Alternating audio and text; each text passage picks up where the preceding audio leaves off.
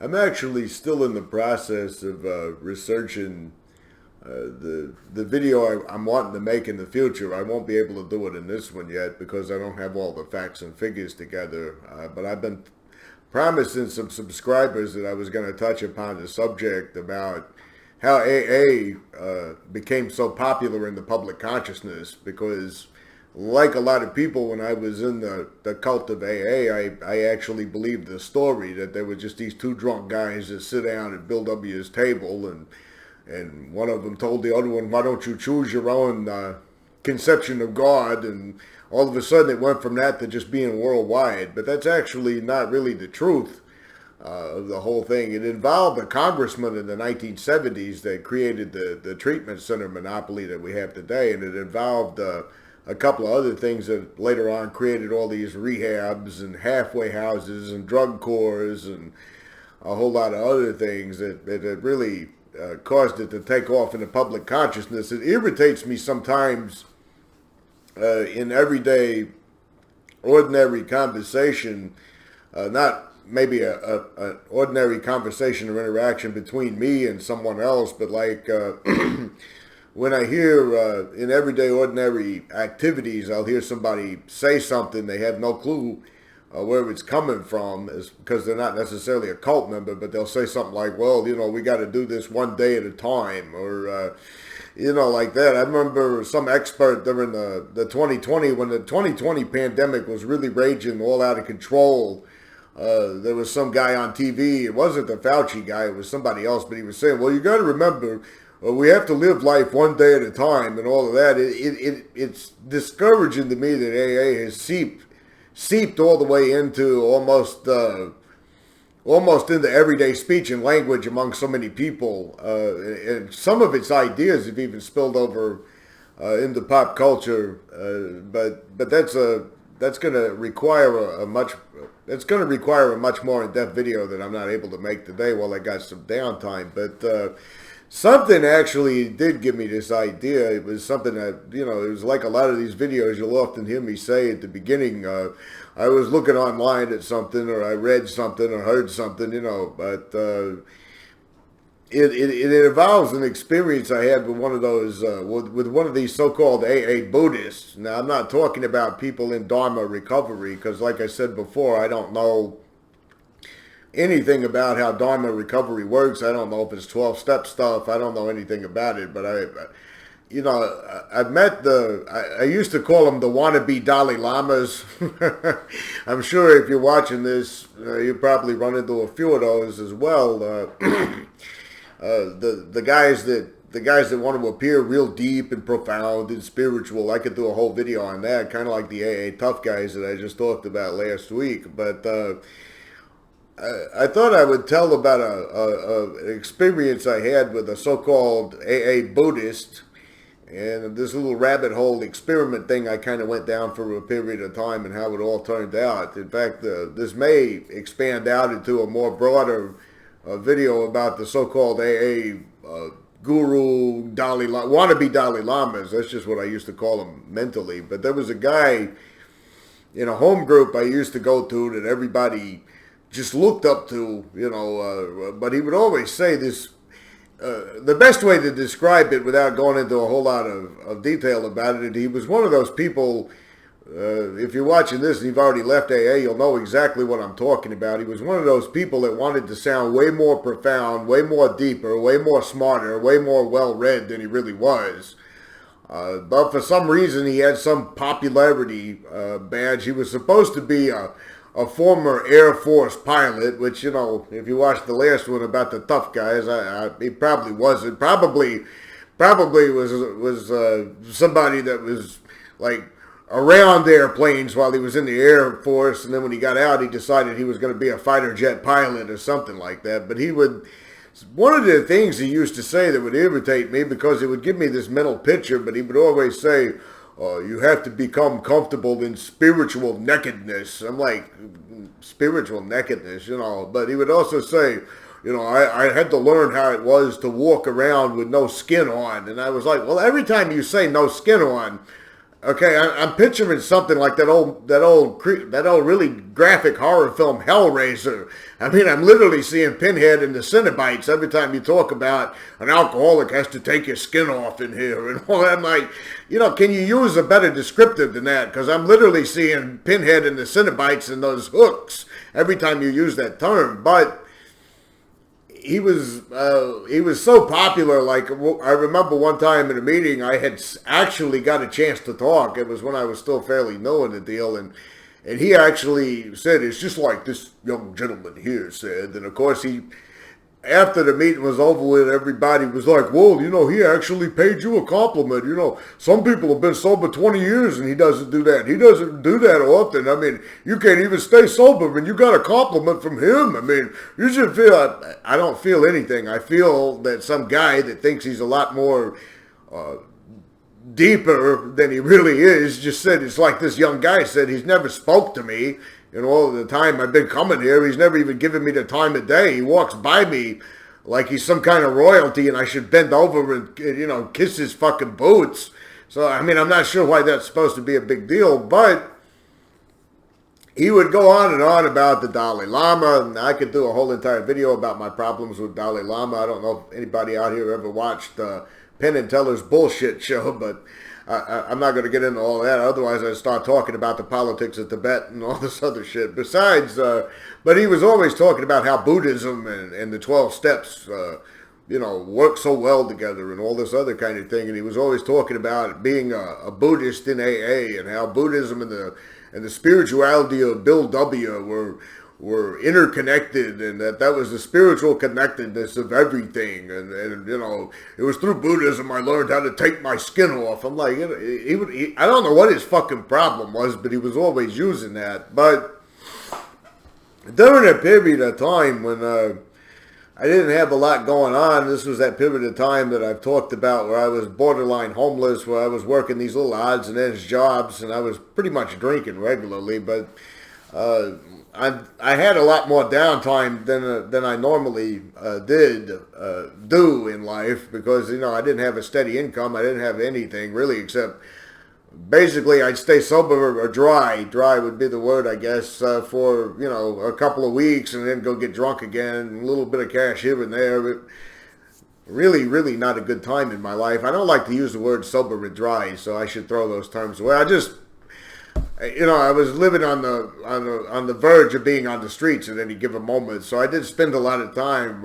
hanging out at a city library that happened to be very close to me, and I just kind of went down this little rabbit hole about Buddhism because I didn't know nothing about it. I'd never, outside of reruns of the 1970s show Kung Fu, which has nothing to do with Buddhism, of course, but that's as close as I understood anything to do with Eastern religions or anything like that whatsoever. But I started checking out these books here and there, and I started reading little things here and there, and I came across this one book about Zen, and these things they call koans. I'm not exactly sure the right pronunciation of it. I never actually heard it verbally spoke. I just read it in books, but it's these little nonsense questions that are supposed to break apart rational and logical thinking and lead you towards enlightenment. I never got enlightened. I'm not enlightened. I'm not an expert on Buddhism. I'm not an expert on Zen. Outside of a few little books here and there and outside of a few little YouTube videos, that's about the extent of my knowledge there. And I never learned how to meditate either, I might add.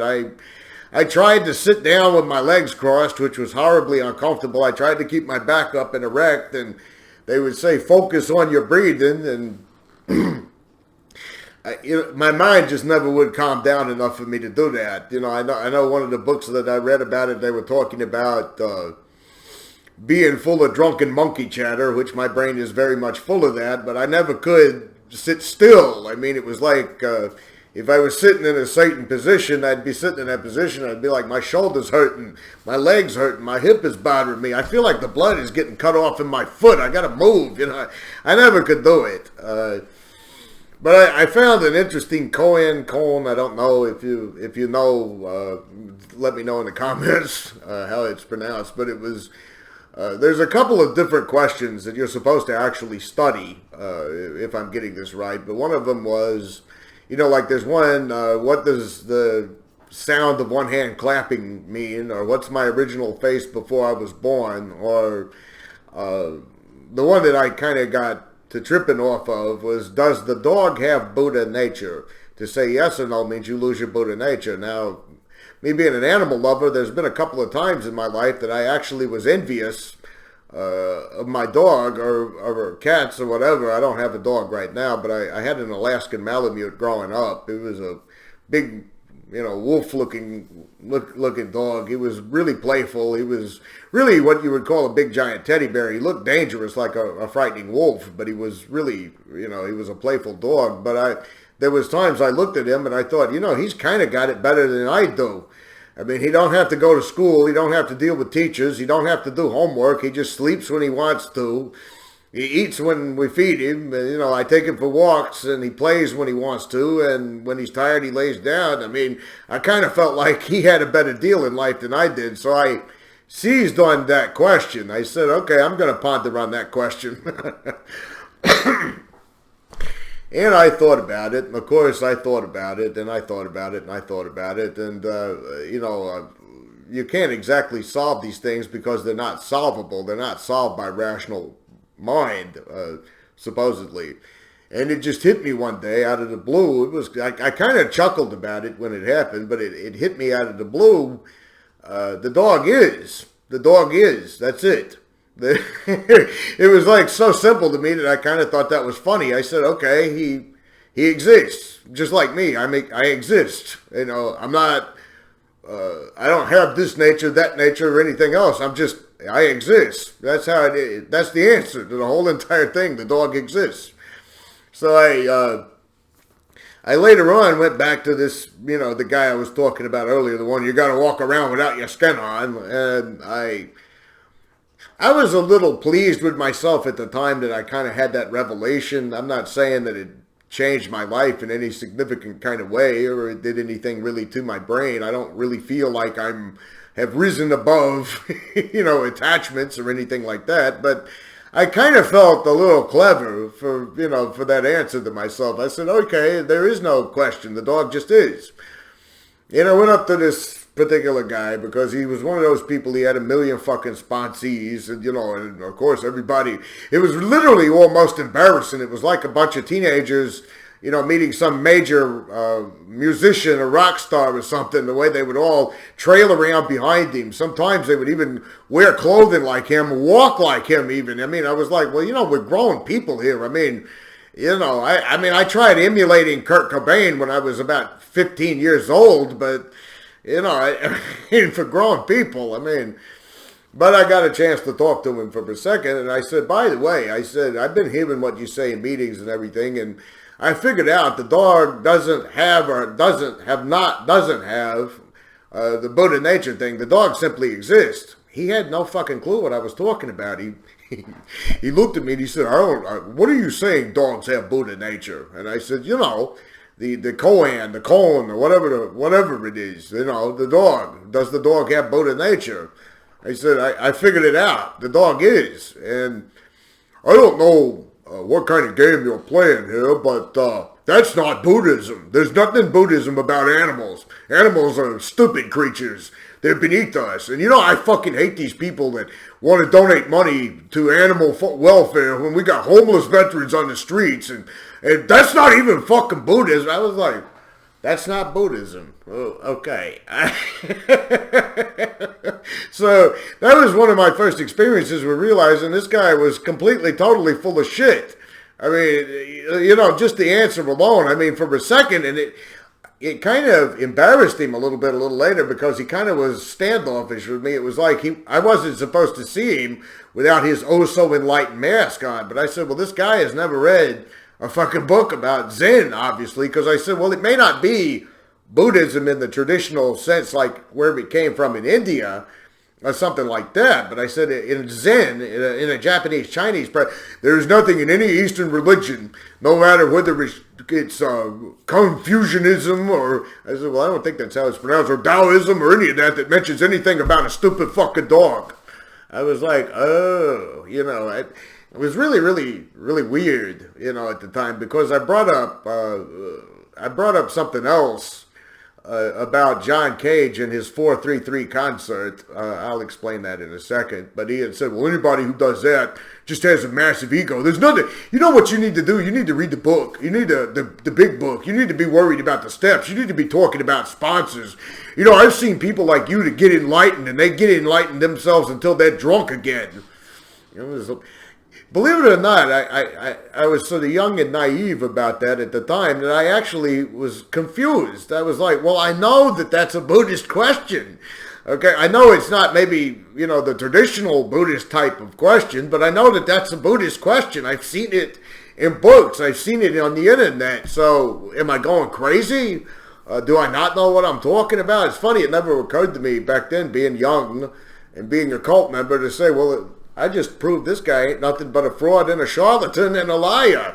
Outside of his horseshit charades in AA meetings, this is all there is to this. But I mentioned John Cage and his symphony because that was something I did come across. He said, no, that has nothing to do with Eastern religion, and it definitely doesn't have nothing to do with sobriety. You just need to, and of course he just walked away, with his head high in the air. He wouldn't look at me because I was, way down there with my, at the time I think I had actually picked up a red chip. I was still picking up red chips. That's how long ago this was. Red chips and blue chips and shit like that. But there was a thing I found online. I'll explain it and then I'll start wrapping this up. I'm talking too long about this. But there was something I found online called the 433 Symphony, and at the time, when I clicked on the video and I looked at it, this guy sits down at a piano.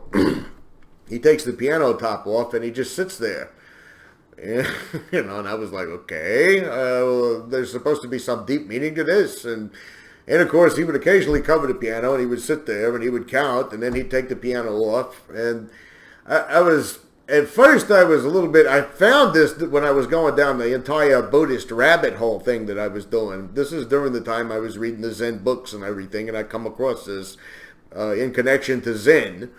And I thought, okay, this is either a joke or I'm being trolled, or I don't get the point of this. A concert with no sound. What is that all about? But out of pure curiosity, I started looking up the composer of this thing, and I was expected to find a really arrogant, pretentious kind of guy, kind of like the AA Buddhist guy. I was expecting to come across somebody like that on the YouTube video, but he said that he most certainly never wanted that to be taken as a prank. He was actually broke at the time he did this. It wasn't a publicity stunt.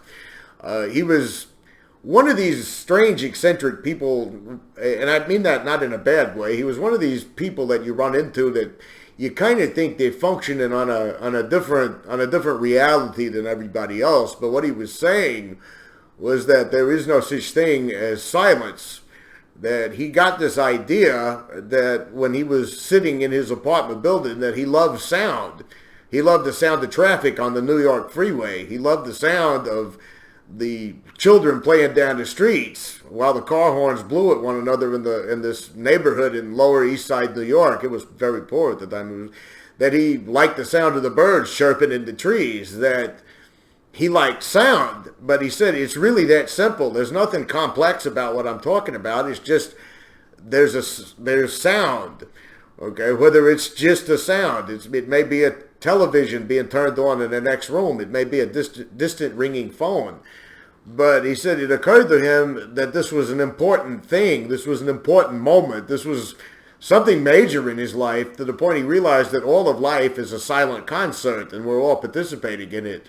And he described an entire concert of nothing but ordinary sound, and how it was so revealing to him that in the simplicity of it.